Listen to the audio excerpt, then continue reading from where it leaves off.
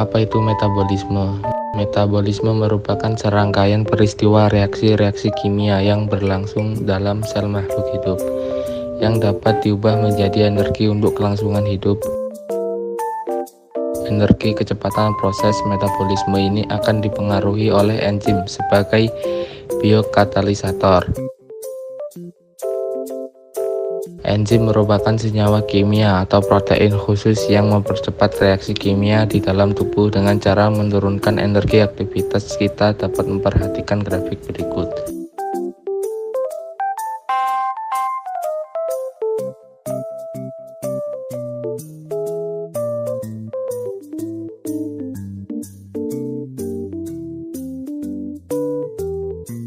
Berdasarkan komponen penyusunnya, enzim dibedakan menjadi dua macam, yaitu enzim sederhana yang hanya terdiri dari protein enzim kompleks atau lebih dikenal dengan holoenzim. Koenzim terdiri dari beberapa komponen, yaitu komponen protein atau enzim bersifat termolabil atau tidak panas sehingga mudah terdenaturasi, komponen non-protein atau gugus prostetik kita termostabil atau tidak mudah rusak karena panas. Beginilah struktur holoenzim dengan komponen yang menyusunnya: apoenzim, koenzim, dan kofaktor. Enzim memiliki sisi aktif, yakni bagian atau tempat pada enzim yang berfungsi sebagai tempat menempelnya substrat. Substrat menempel pada sisi aktif enzim dan akan menghasilkan produk baru. Kerja enzim sangat spesifik karena sisi aktif dari enzim sangat selektif terhadap bentuk kimia dari substrat yang akan dikatalisasi. Ikatan yang terbentuk antara enzim dengan substrat bersifat lemah, sehingga reaksi dapat berlangsung bolak-balik. Kita tahu, proses metabolisme dapat dipercepat oleh enzim sebagai biokatalisator. Proses-proses metabolisme yang terdiri dari katabolisme dan anabolisme. Katabolisme merupakan proses pemecahan senyawa kompleks menjadi lebih sederhana dan di akhir prosesnya dapat menghasilkan energi, sedangkan anabolisme sebaliknya, menyusun senyawa sederhana menjadi kompleks.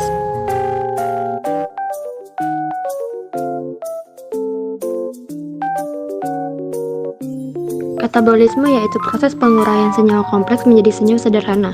Proses ini menghasilkan energi sehingga disebut juga dengan reaksi eksergonik. Melalui proses katabolisme ini, energi yang dihasilkan dapat dimanfaatkan untuk melakukan berbagai aktivitas. Energi tersebut berupa ATP yang berasal dari bahan makanan seperti karbohidrat, protein, dan lemak. Salah satu contoh katabolisme adalah respirasi sel.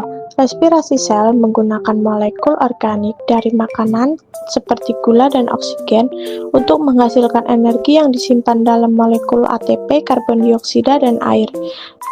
Nah, berdasarkan kebutuhan akan oksigen, katabolisme dibagi menjadi dua, yaitu satu, respirasi aerob merupakan respirasi yang membutuhkan oksigen bebas dari udara untuk menghasilkan energi. Dua, respirasi anaerob yaitu respirasi yang tidak membutuhkan oksigen untuk menghasilkan energi. Pertama, respirasi aerob organel yang berfungsi dalam menjalankan tugas pembentukan energi pada proses respirasi ini adalah mitokondria. Persamaan reaksi pada respirasi aerob yaitu C6H12O6 plus 6O2 menjadi 6CO2 plus 6H2O tambah ADP. Proses respirasi aerob mengubah energi kimia yang terkandung dalam sari makanan atau glukosa menjadi energi kimia dalam bentuk ATP. Respirasi aerob dapat dibedakan menjadi 4 tahap, yaitu glikolisis, dekarboksilasis, oksidatif, siklus Krebs, dan transport elektron. Glikolisis merupakan rangkaian reaksi pengubahan glukosa menjadi asam pirufat dengan menghasilkan NADH dan ATP. Persamaan reaksi glikolisis yaitu glukosa plus 2 ADP plus 2 NAD menjadi 2 asam pirufat plus 2 ATP plus 2 NADH. Reaksi glikolisis terjadi di sitosol. Tahapan-tahapan glikolisis.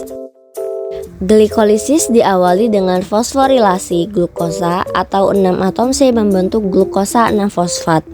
Glukosa 6-fosfat mengalami isomerisasi menjadi fruktosa 6-fosfat. Fruktosa 6-fosfat mengalami fosforilasi menjadi fruktosa 1,6 bifosfat. Setelah itu mengalami isomerisasi atau pemecahan menjadi fosfogliseraldehid. Fosfogliseraldehid mengalami oksidasi dan berubah menjadi 1,3 bifosfogliserat. 1,3 bifosfogliserat merupakan senyawa tinggi dengan bantuan fosfogliserat kinase. 1,3 bifosfogliserat berubah menjadi 3 fosfogliserat. Setelah itu berisomerisasi menjadi 2 fosfogliserat. Kemudian berubah menjadi fosfoinol pirufat lalu menjadi asam pirufat. Pada tahap 1-4 proses glikolisis membutuhkan ATP. Kemudian pada tahap 5-9 menghasilkan ATP.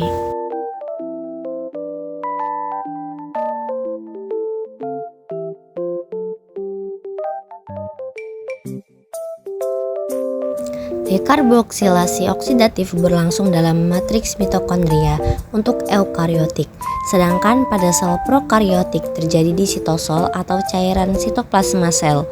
Persamaan reaksi dekarboksilasi oksidatif adalah asam pirufat plus koenzim A berubah menjadi asetil-CoA plus CO2. Tahapan dekarboksilasi oksidatif. Setiap asam pirufat yang dihasilkan kemudian akan diubah menjadi asetil-CoA atau koenzim A. Asam pirufat akan mengalami dekarboksilasi sehingga gugus karboksil akan hilang sebagai CO2 dan akan berdifusi keluar sel. Dua gugus karbon yang tersisa mengalami oksidasi sehingga gugus hidrogen dikeluarkan dan ditangkap oleh akseptor elektron NAD+ membentuk NADH.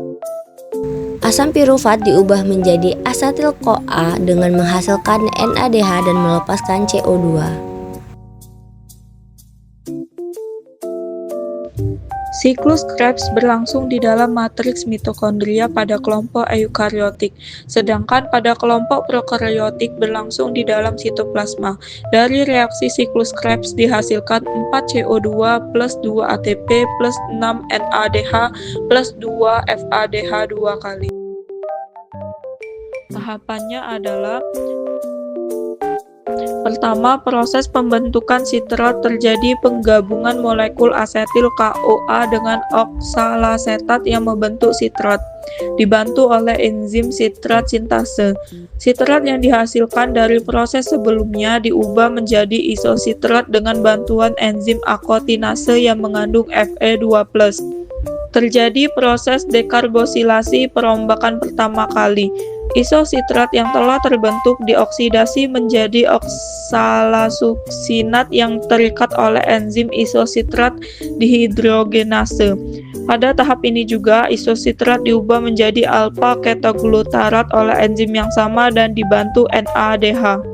Terjadi proses pengubahan alpha ketoglutarat menjadi suksinil CoA oleh enzim alpha ketoglutarat kompleks dan proses oksidasi. Suksinil CoA kemudian diubah menjadi suksinat. Tidak hanya dibantu enzim, tahap pengubahan ini juga dibantu oleh Mg2+ dan GDP yang dengan fosfat membantu GTP. GTP inilah yang diubah menjadi ATP. Suksinat akan dioksidasi menjadi fumarat dengan bantuan enzim suksinat dehidrogenase. Pada tahap ini terjadi penambahan atom hidrogen pada ikatan karbon sehingga menghasilkan produk berupa malat. Malat kemudian dioksidasi untuk menghasilkan oksalasetat yang dibantu dengan enzim malat dehidrogenase. Oksalasetat akan ditangkap setil CoA dan siklus Krebs terus terjadi.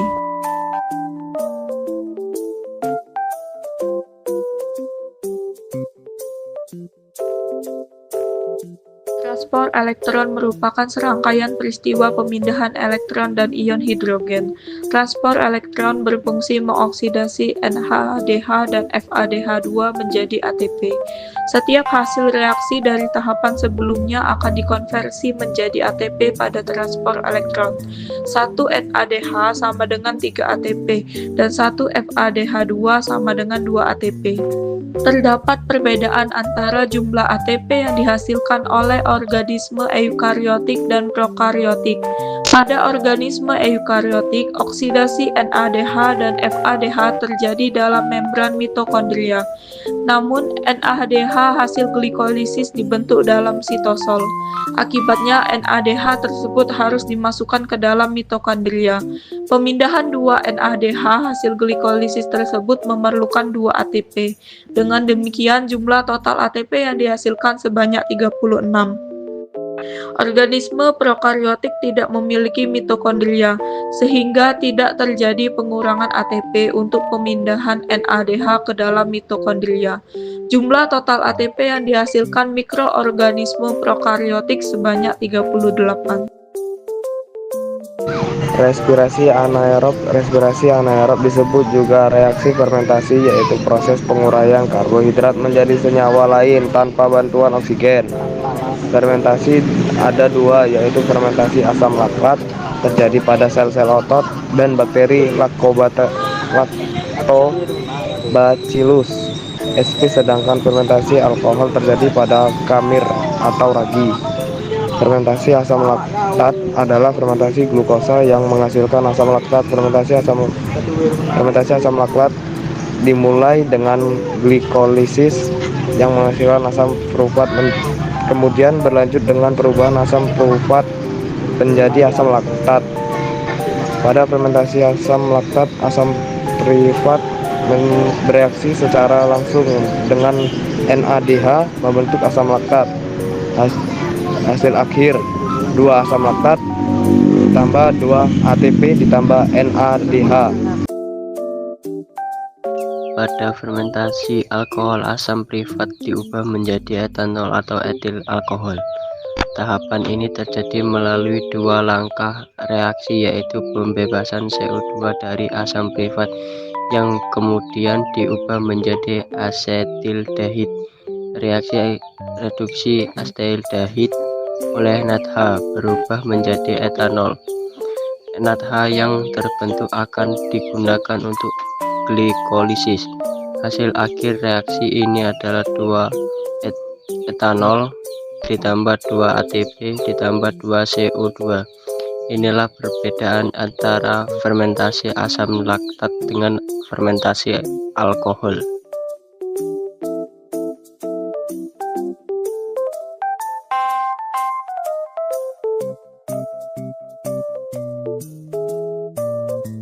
Anabolisme adalah penyusunan senyawa sederhana menjadi senyawa kompleks dan membutuhkan energi dalam prosesnya. Contoh proses anabolisme antara lain fotosintesis, kemosintesis, sintesis lemak dan protein. Fotosintesis adalah pengubahan zat-zat anorganik karbon dioksida dan air oleh klorofil menjadi zat organik karbohidrat dengan bantuan cahaya. Berikut reaksi kimianya. Fotosintesis terjadi di organel sel yang disebut kloroplas yang biasanya ditemukan pada daun tumbuhan. Kloroplas memiliki membran rangkap, ada membran luar dan membran dalam. Kloroplas memiliki cairan yang disebut dengan stroma yang digunakan untuk menyimpan hasil fotosintesis. Kemudian ada tilakoid yang merupakan struktur berbentuk kantong yang berisi klorofil. Nah, tumpukan tilakoid disebut dengan grana. Proses fotosintesis berlangsung melalui 2 tahap. Ada reaksi terang yang membutuhkan cahaya sebagai sumber energi. Jadi reaksi ini hanya berlangsung di siang hari, dan reaksi gelap yang tidak membutuhkan cahaya sebagai sumber energi karena sumber energinya berupa energi kimia. Nah, menurut kamu apakah reaksi gelap bisa terjadi di siang hari? Jawabannya bisa ya teman-teman, karena reaksi gelap tidak dipengaruhi oleh ada atau tidaknya cahaya, tetapi bergantung pada energi kimia. Reaksi terang, ciri khasnya butuh energi cahaya untuk menghasilkan energi kimia, yaitu ATP dan NADPH2, yang akan digunakan pada reaksi gelap. Warna cahaya yang efektif diserap adalah merah dan biru.